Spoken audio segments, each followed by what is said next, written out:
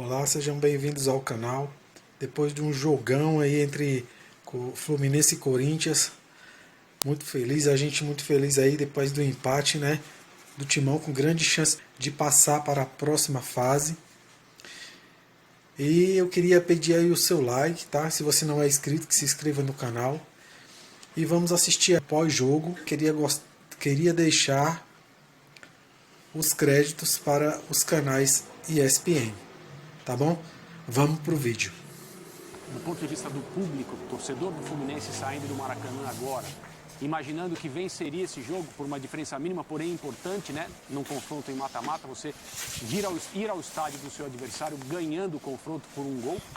E eu acho que é normal que a tendência seja por criticar o treinador por aquilo que o time não fez. Porém, um gol numa saída de bola errada, lembrando que o primeiro gol também teve colaboração dos jogadores do Fluminense, uma bola desperdiçada.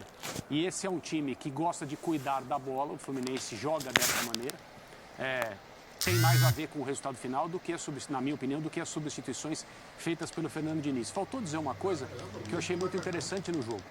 A partir do momento em que o Corinthians empata, o tipo de posse do Fluminense se altera de maneira dramática. O Fluminense é uma equipe que, quando se sente confortável para jogar o seu jogo, tem sempre jogadores atacando o espaço para oferecer linhas de passe no campo do adversário. Depois do 1-1, imediatamente depois, naquele período em que o time tem que assimilar o resultado e entender o que fazer, o Fluminense passou a jogar, pela forma que eu vi, com medo de oferecer mais um contra-ataque para o Renato Augusto, servir o Roger Guedes ou servir o Yuri Alberto.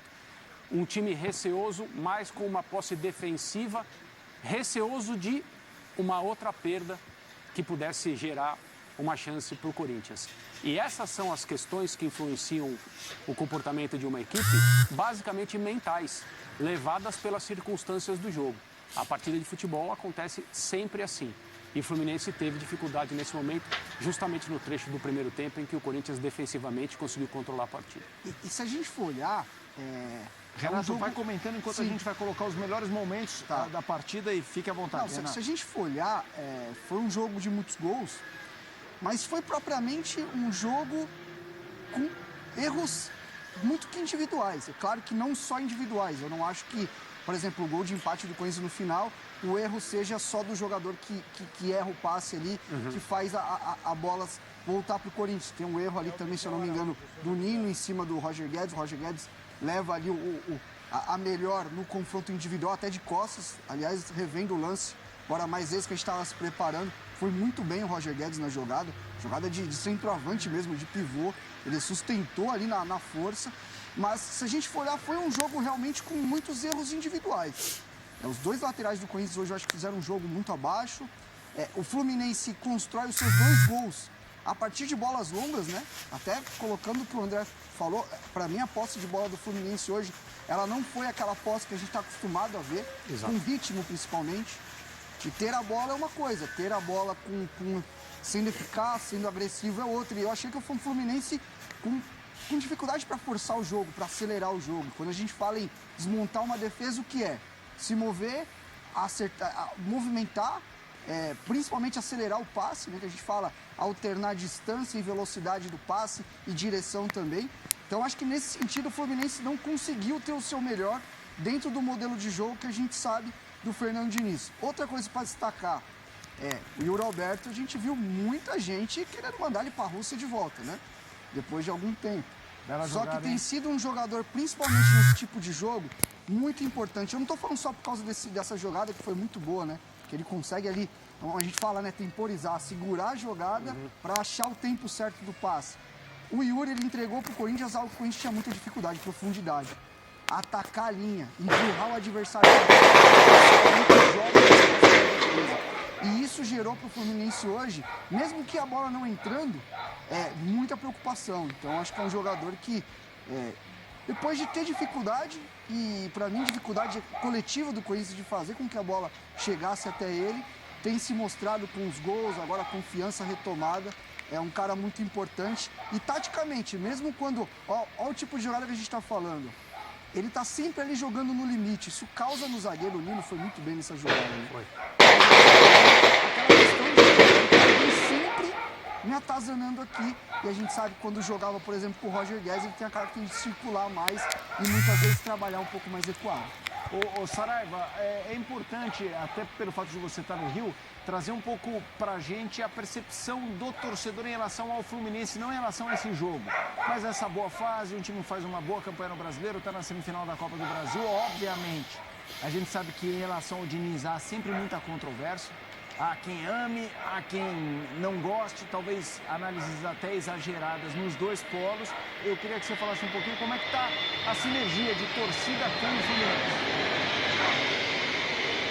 Então, Felipe, agora há pouquinho eu ouvi gritos aqui, dale imenso, seremos campeões. Então, acho que de uma forma geral, os tricolores apoiam o Fernando Diniz.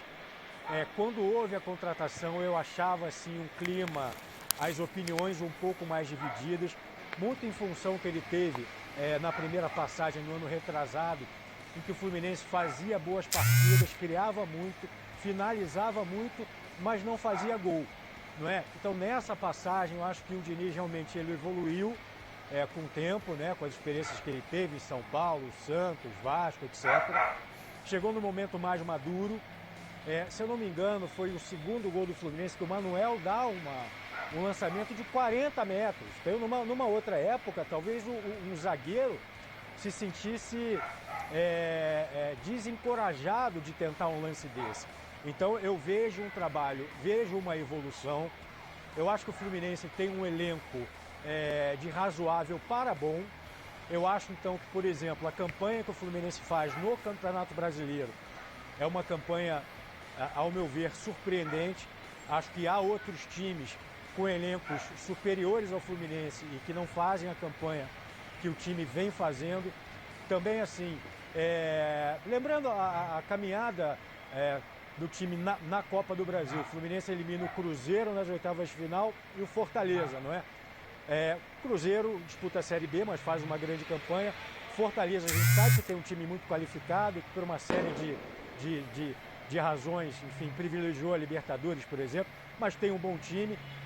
E acho que para muitos também não deixa de ser uma surpresa o Fluminense chegar à semifinal da Copa do Brasil e agora está uma vitória simples de quem sabe avançar a decisão desse campeonato nacional que o Fluminense ganhou uma vez só, ganhou em 2007, né, Felipe? Exato, a gente já volta ao Rio de Janeiro, mas vamos agora com a análise de Renato Rodrigues aqui no nosso telão, nos gols. Vamos nessa, Renato. Bora lá, vamos dar uma olhada no que a gente falou de até erros individuais, né? Claro que não cara, se é algo que eu não gosto de fazer é pegar um gol e falar, pô, esse errou, e a gente vai ver que tem erros individuais e tem erros coletivos também. Tem situações que os dois times erraram, a gente vai colocar os lances aqui no telão, para mostrar principalmente essa construção do Fluminense que saiu um pouco do padrão de jogar muito curto, né? Ele utilizou muito bem a bola longa dentro do jogo. Vamos lá, os dois gols logo no começo, né? Ó, bola longa aqui do Manuel, a gente vê uma primeira situação aqui, ó. Sabendo que a linha está desprotegida, os dois jogadores aqui, os três de meio de campo, né, no caso, o tripé de meio de campo, está eliminado da jogada, o Fábio Santos faz a leitura e aqui é uma leitura que ele acaba se equivocando, que é de tentar antecipar, não é nenhuma falha grave, mas ele acredita que ele vai antecipar a bola e aqui muito bem o Cano para fazer a proteção, né? Ele consegue fazer aqui muito bem, na verdade não é o Cano, é o Matheus Martins, a bola chega aqui e aí foi um Corinthians que no momento que essa bola sai viajada, gera para o Fagner um 2 contra 1 do outro lado. Olha o que acontece, o Fagner está cuidando do movimento aqui por trás, da chegada por trás, olha, ele está fazendo todo o acompanhamento da jogada e fechando na área como ele tem que fechar, só que chega outro jogador. Você preenche bem a área, ó, os meio-campistas chegando, só que as costas aqui, a segunda trave, ela está desprotegida. E é o que acontece, realmente uma bola que o Fagner vai para o confronto. Aqui talvez o Du ter fechado um pouco mais nesse jogador e ter travado a subida dele. Mas aí o Fagner aqui até teve alguma discussão ali de pênalti, não pênalti. Para mim, pênalti bem claro. Daqui a pouco a Renata vem aqui, eu acho que não tem nem muita discussão. E aí, mais uma vez agora o começo do segundo tempo. Olha como o Corinthians está totalmente posicionado no seu 4-1-4-1, né? O 4-3-3. Aqui, o Vera entre as linhas e o Corinthians bem ajeitado. O que acontece? Mais uma vez, bola longa entrando. O Corinthians fez o melhor momento do Corinthians, principalmente no primeiro tempo, foi um Corinthians que ele não pressionava exatamente a bola. Ele fechava a linha de passe. Ele não deixava o Fluminense avançar, ele não pressionava exatamente o jogador. Ele fechava os caminhos da saída do Fluminense e conseguiu travar o Fluminense muito bem em vários momentos. E aí o que acontece? Bola descoberta, sem pressão. Vai acontecer a bola longa, a diagonal, como a gente fala, né? E aí a bola vai entrar num setor que não pode entrar, que é aqui, ó. Quando a gente fala de lateral, de linha de 4, e a gente já mostrou isso algumas vezes, a bola não pode entrar entre esses dois jogadores. Ela pode entrar por fora. Uma vez a gente trouxe aqui até uma análise do Felipe Luiz sobre isso, como ele fecha muito bem esse espaço. Essa bola entre zagueiro e lateral, ela lasca tudo, porque ela coloca o atacante em condição de pelo menos cruzar ou finalizar. Por fora, ele tem todo um caminho, o lateral faz a corrida na diagonal e consegue fechar. Então, já tem um erro do Fagner. Aí um Corinthians que demora para fazer a transição. E olha o que acontece. Uma região da área que não pode estar aberta desse jeito. Por isso que eu falo, não é só erro individual. Tem mais gente aqui falhando. E aí o Arias tem a tranquilidade de chegar. Finaliza muito bem. Tem também muito mérito do jogador do Fluminense aqui. Mas aí sai o gol numa região do campo que ela tem que estar sempre coberta. O funil, a entrada da área. E a gente fala funil por causa desse movimento. É onde sai a maioria dos gols do futebol. Isso, em estatística e cientificamente, é provado. Então, alguém tinha que estar por aqui, quando demorou para chegar. Então, erros não só individuais, mas coletivos também, que normalmente o Corinthians não costuma cometer.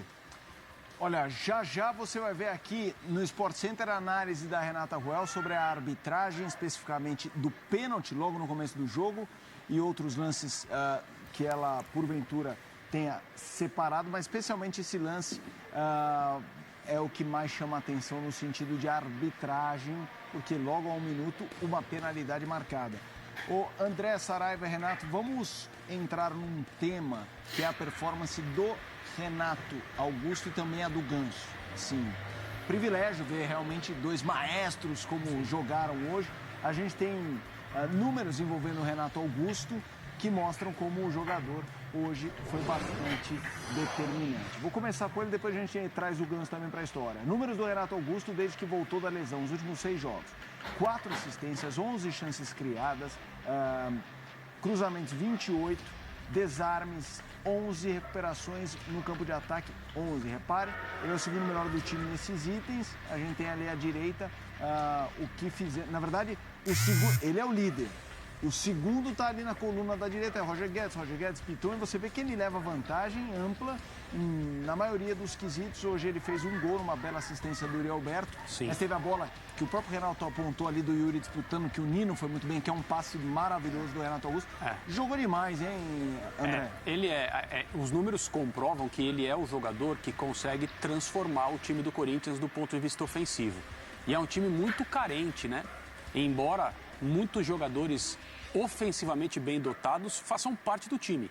O problema é que todos os problemas que o Corinthians atravessou na temporada, todas as dificuldades do Vitor Pereira para montar essa equipe, tudo que ele teve que superar em termos de escalação até agora e as variações todas que muitas vezes ele foi obrigado a fazer, impediram que o Corinthians tivesse um time maduro do ponto de vista dos seus mecanismos. No primeiro tempo, na parte boa para o Corinthians do primeiro tempo hoje, a gente estava falando sobre o que aqui? Sobre comportamento sem a bola, sobre o que o Corinthians fez defensivamente. Mas a cada vez que a bola cai no pé do Renato Augusto, a chance de alguma coisa especial acontecer aumenta demais. Na maioria das vezes, para os outros.